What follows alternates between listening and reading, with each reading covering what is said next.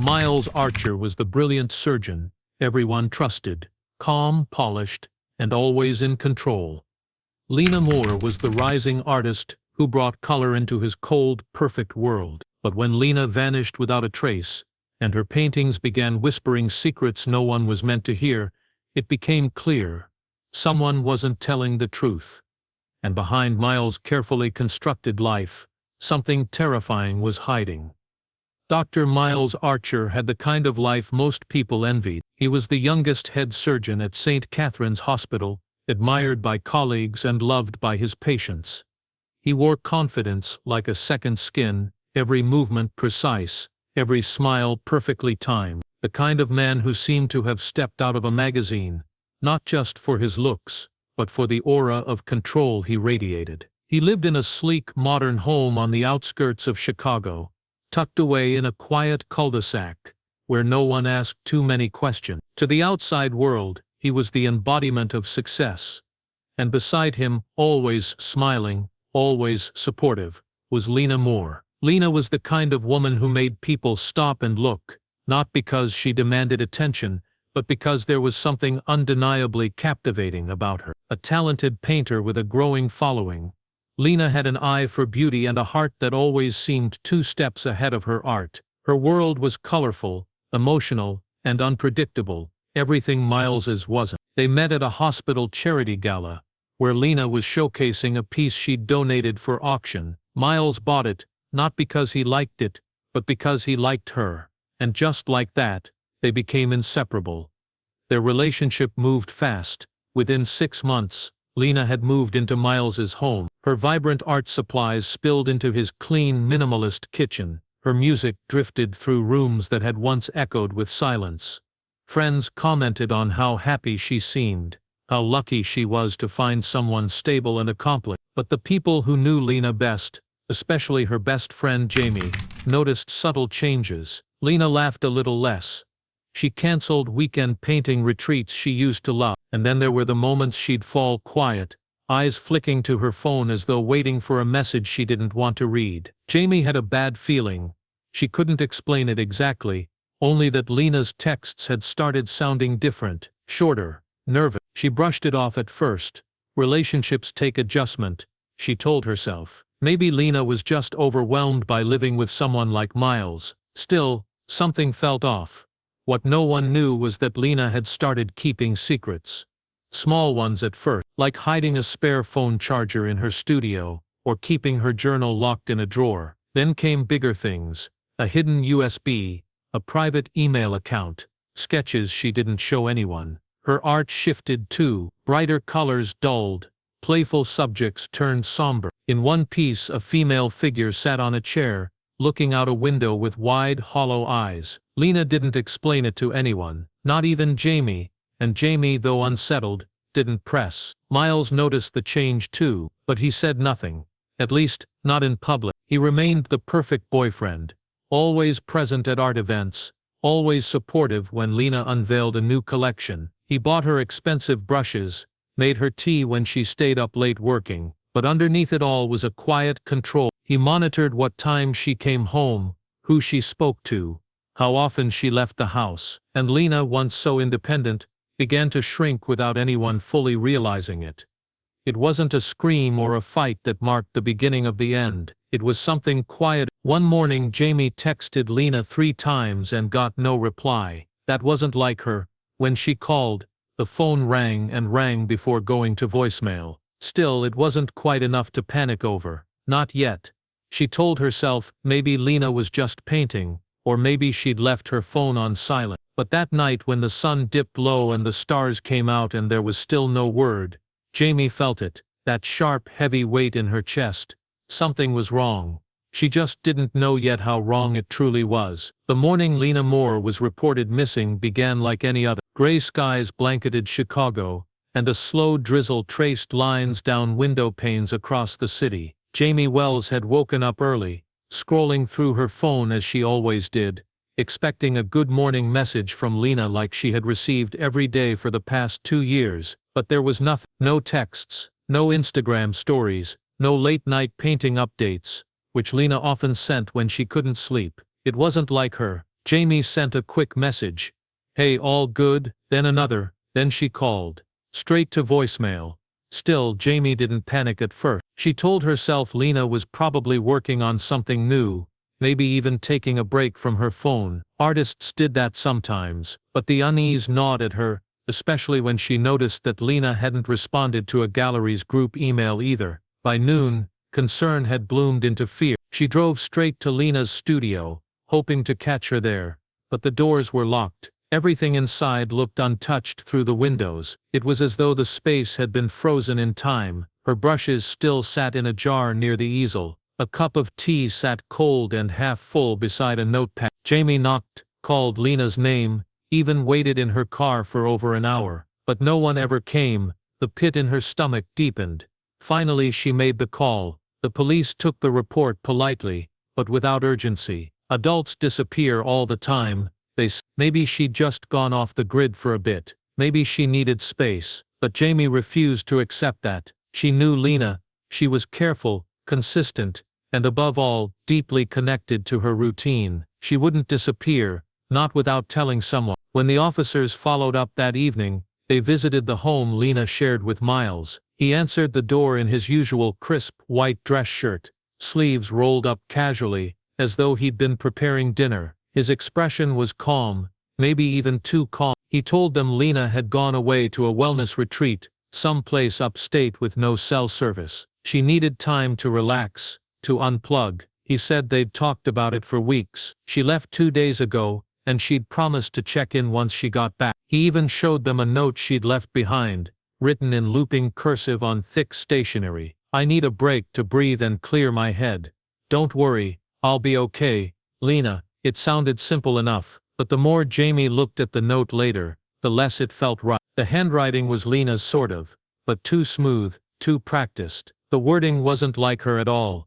The officers weren't convinced there was foul play, but they agreed to file a report and ping her phone. It had gone dark the same night she supposedly left for the retreat. No activity, no pings, no card usage. Miles shrugged and said maybe she'd left the phone behind. He even suggested she might not want to be found, but Jamie knew that wasn't true. Lena had been planning a major show. She was just weeks away from unveiling her newest collection. She wouldn't just walk away. Jamie went back to Lena's studio that night, and sat outside for hours, watching the rain fall and feeling helpless. Inside the lights were off, and the room was still. On the glass door she noticed something strange, a faint smudge, like a partial handprint, barely visible beneath the water droplets. It could have meant nothing, or it could have meant everything. The city kept moving, unaware that something had gone terribly wrong. As the days passed, posters with Lena's face went up across neighborhoods. News outlets mentioned her disappearance in passing, but behind closed doors, something darker was growing, something no one could see yet. Miles continued living in the house, attending work, making statements to friends and reporters. He cried on cue. He talked about Lena in the past tense, like someone who had already moved on, but Jamie hadn't, and something inside her kept screaming that this was only the beginning. 2 weeks after Lena's disappearance, the city had already begun to forget. The posters were still up, but they were starting to curl at the corners, weathered by rain and wind. Social media had moved on to newer headlines. The police had no leads, no updates, and no suspects. Officially, Lena Moore was still classified as voluntarily missing. Unofficially, the case had grown cold, but something unexpected broke through the silence. Something small, almost accidental. It started with a gallery owner named Meredith Cole. She ran a quiet but respected art space in the River North district, where Lena had frequently shown her work. A shipment of Lena's paintings had arrived at the gallery 3 days before she vanished. They were meant to be part of a themed exhibit titled Dualities,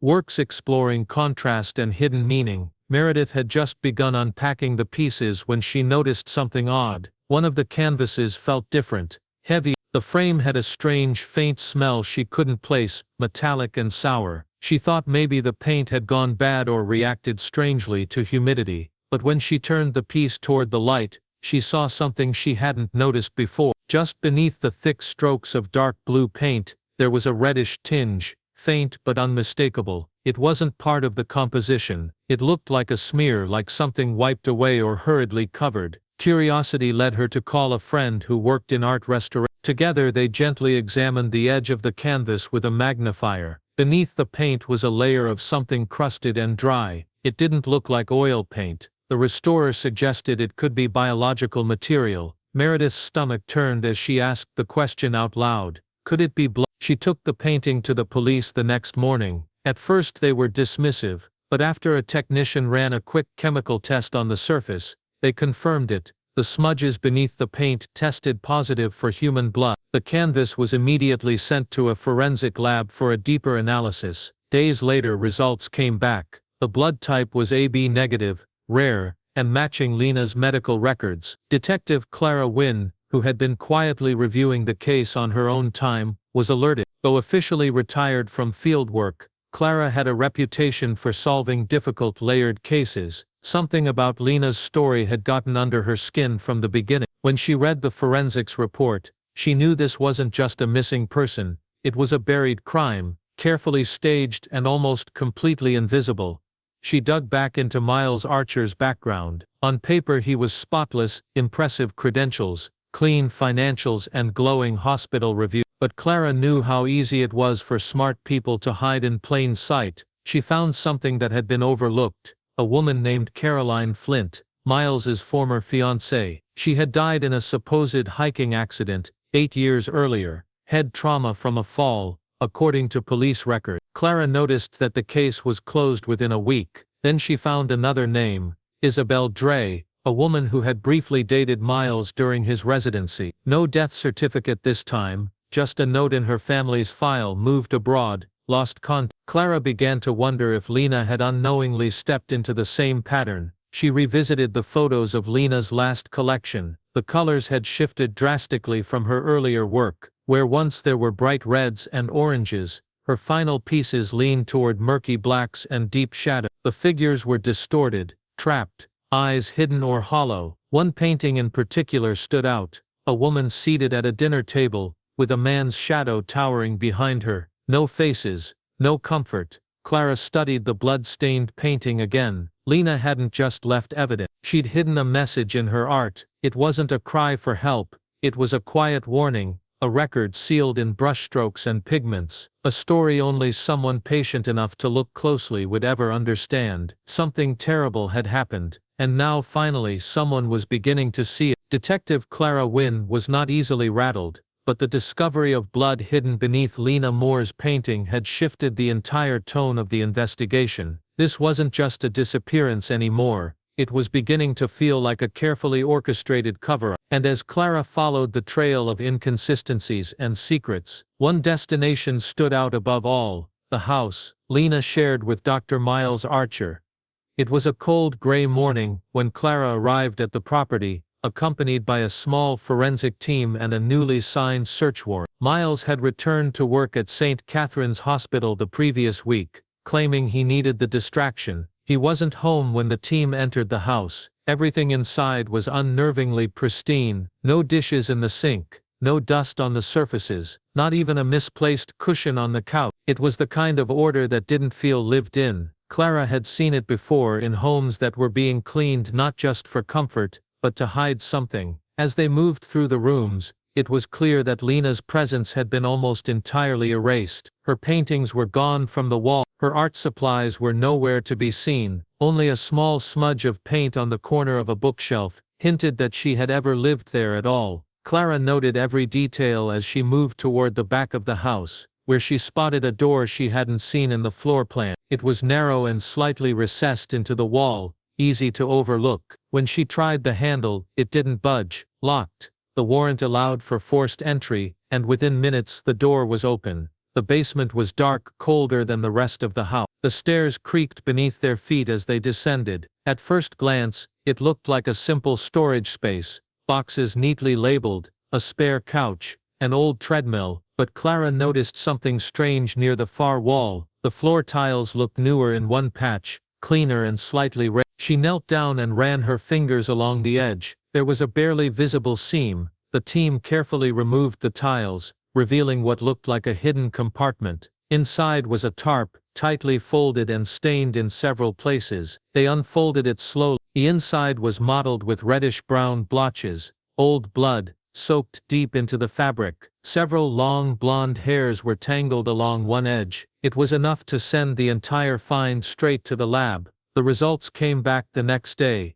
The blood was Lena's, the hair matched her DNA. Clara had been hoping for evidence, but now she had something even more disturbing, a trace of Lena in the one part of the house that had been hidden, locked away. Still, it wasn't enough to make an arrest. Miles had an alibi for the night Lena disappeared, hospital security footage, showing him arriving for an overnight shift, and leaving the next morning. But when Clara reviewed the footage herself, something bothered her. The movements looked too perfect. The timing was seamless. There were no gaps, no glitches, no unexpected turns in the hallway. It was the kind of footage that seemed almost choreographed. She tracked down the security supervisor at the hospital, a quiet man named Eric, who rarely spoke unless, when pressed, he admitted that Miles had requested copies of footage for personal use, just days after Lena went missing. He hadn't thought much of it. Miles was a respected doctor after all. Clara took the footage to a forensic video analyst,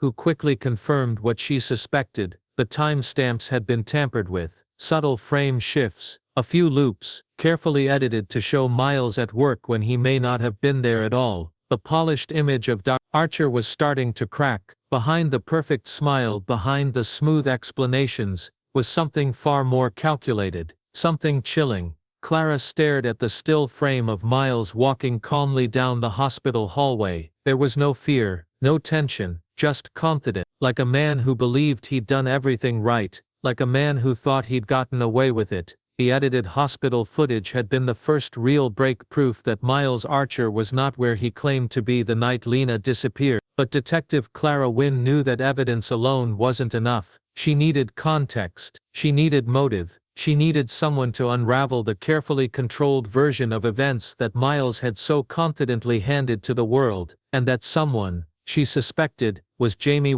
Jamie had been restless since the day Lena vanished. Her instincts, sharpened by years of friendship, had told her something was wrong from the beginning. Now, with the blood-stained painting and the forensic results from the basement, her suspicions had hardened into something more dangerous, certainty. She was convinced Miles had killed Lena, but what she couldn't understand was why. What had happened in those final days that led to something so brutal, so cold? Clara invited Jamie to the precinct. Inside a small interview room, Clara laid out what they knew so far: the hidden tarp, the basement, Then she asked the most important question: had Lena ever seemed afraid of Miles? Jamie hesitated, only for a moment, then she began to speak. It had started subtly, she explained. Miles was charming, attentive, even romantic, but as time went on, he became possessive. He questioned where Lena went, who she spoke to, and why she needed so much space. When she tried to spend time alone in her studio, he'd show up uninvited. He criticized her friends, dismissed her artwork as emotional clutter, and made her feel like every decision she made was wrong. Lena hadn't called it abuse, but Jamie saw it clearly. She said Lena had begun recording her thoughts in private voice memos, too afraid to write them down. The last time they spoke, Lena had mentioned something strange. She said she was preparing just in case, but didn't say what for. Clara's mind sparked at that phrase, just in case. What was Lena preparing? A will, a statement, proof. Jamie handed over Lena's backup phone, which she had found hidden inside a hollow book in her studio days after the disappearance. The phone was almost dead, but when it powered on, Clara discovered a treasure trove: encrypted notes, time-stamped audio clips, and voice memos dating back weeks. One of them had been recorded the morning before Lena vanished. In the memo, Lena's voice was quiet, shaky. "I don't feel safe anymore," she said. "Miles says I'm imagining things, but I know he's going through my stuff. He found one of the paintings I wasn't going to show him, the one with the shadow figure, and he lost it. He said I was trying to make him look like a monster. Maybe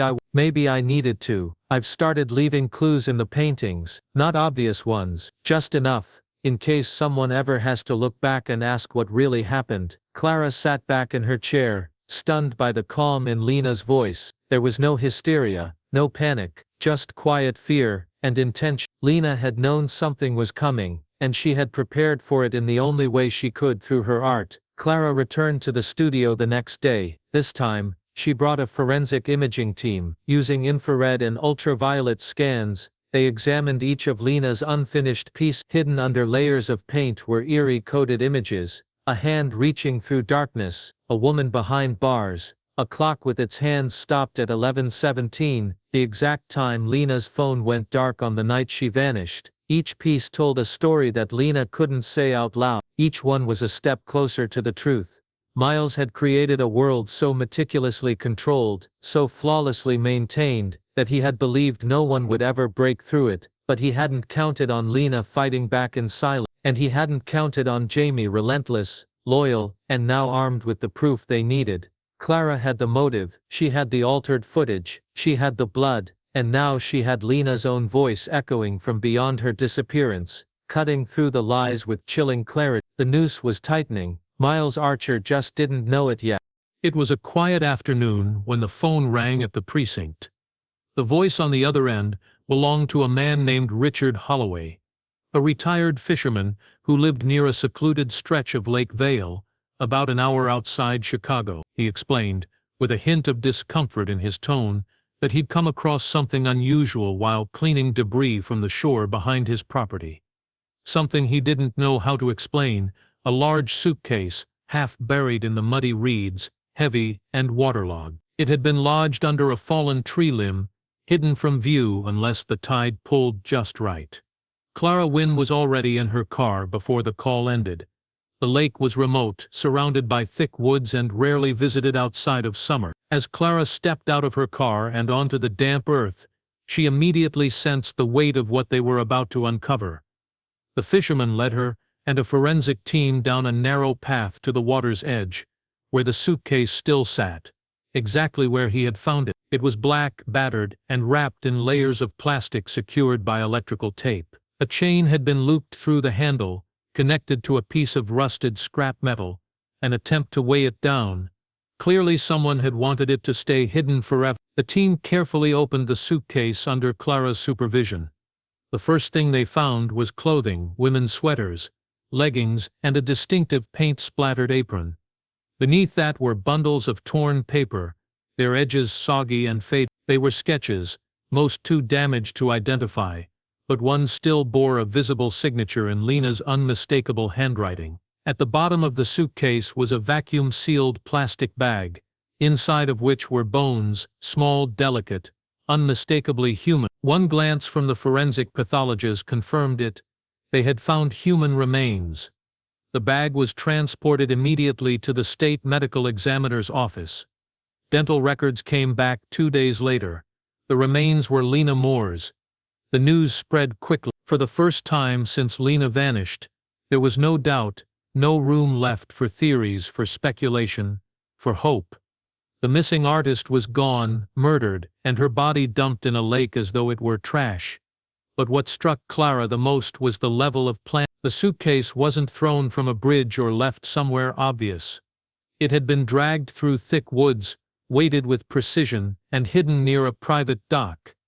A dock that, records showed, belonged to a property once rented by none other than Dr. Miles Archer.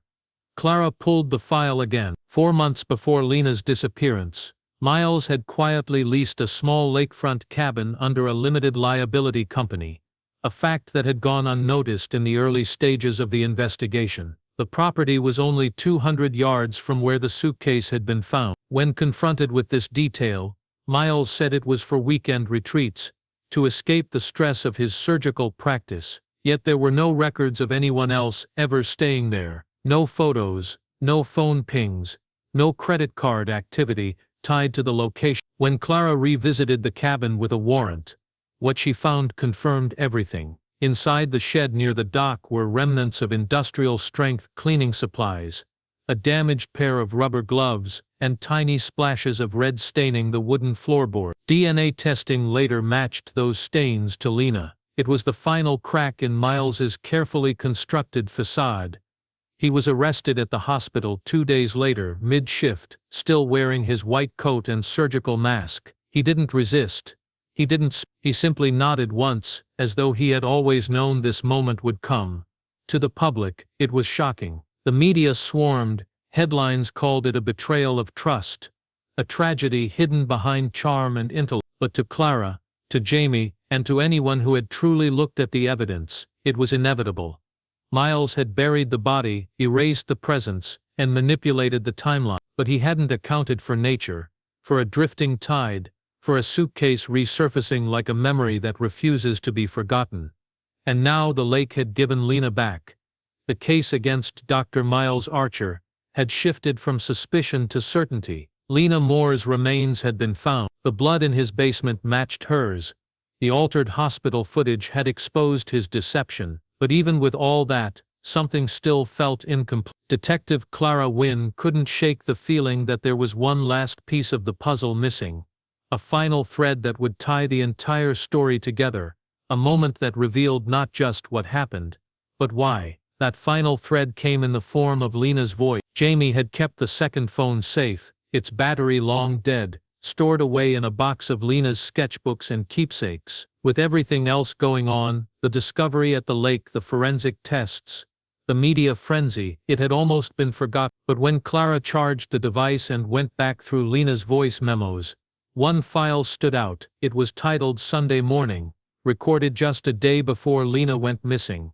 The file was over 8 minutes long. In it, Lena sounded tired, her voice soft and low like someone whispering through a locked door. She spoke slowly, choosing her words with care.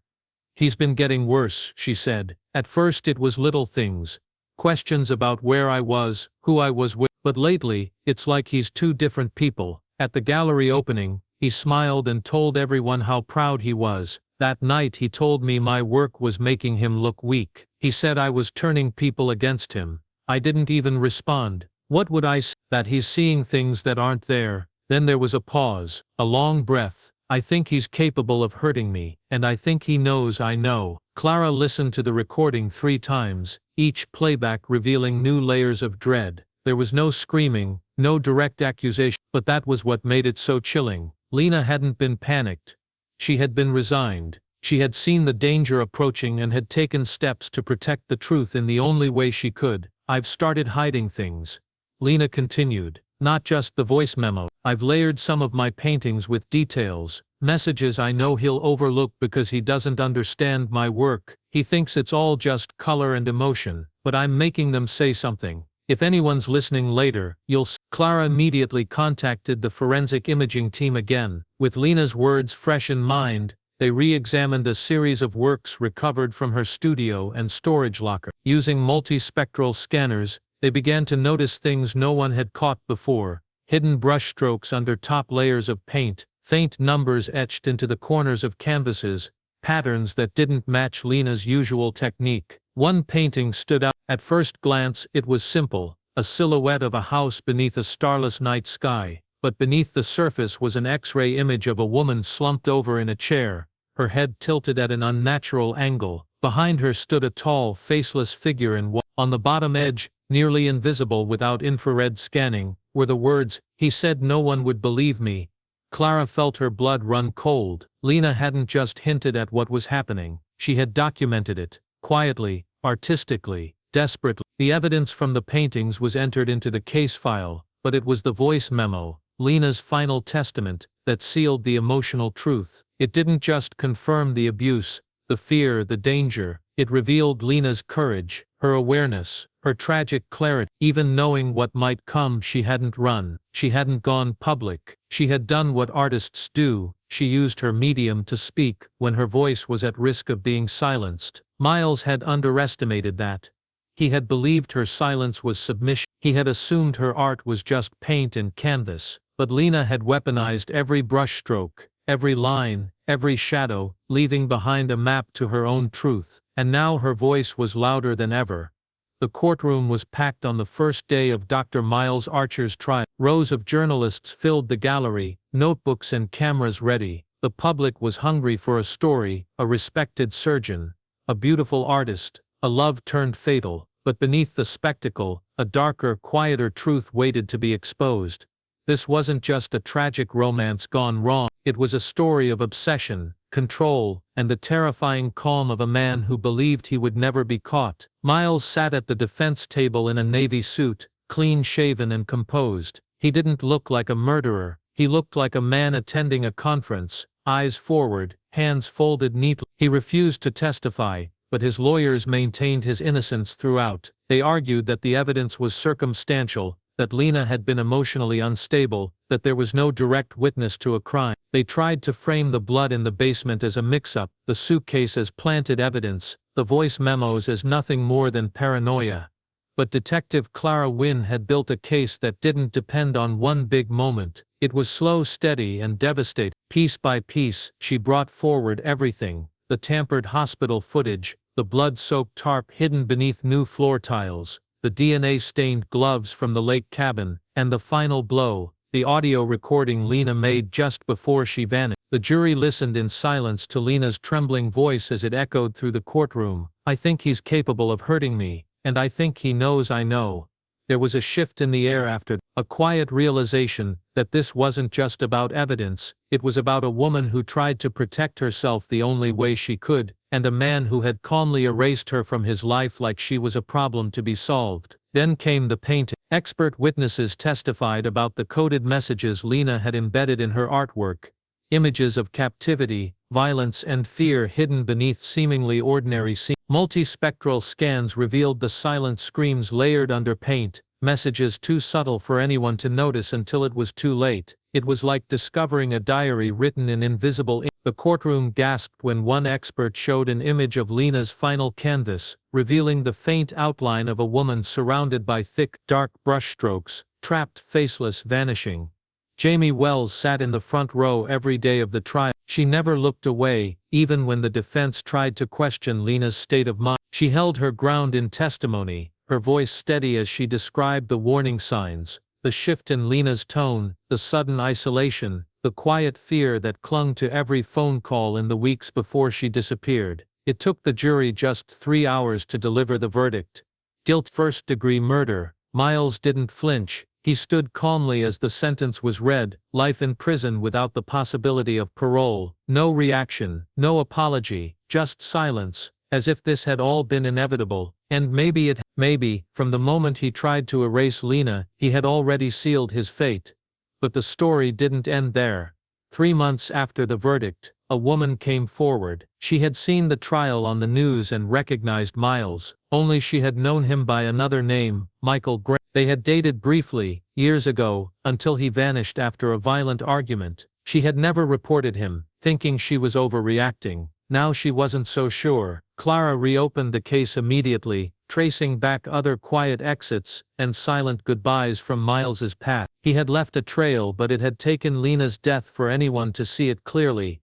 Miles Archer thought he was the smartest man in the room. He believed that charm could outlast guilt, that intelligence could outwit consequence. But he had underestimated 2 women, the one who left behind a roadmap of her fear, and the one who refused to let that map go unread. Justice came late, but it came, and Lena Moore's voice, hidden in paint, in memory, in sound, was heard.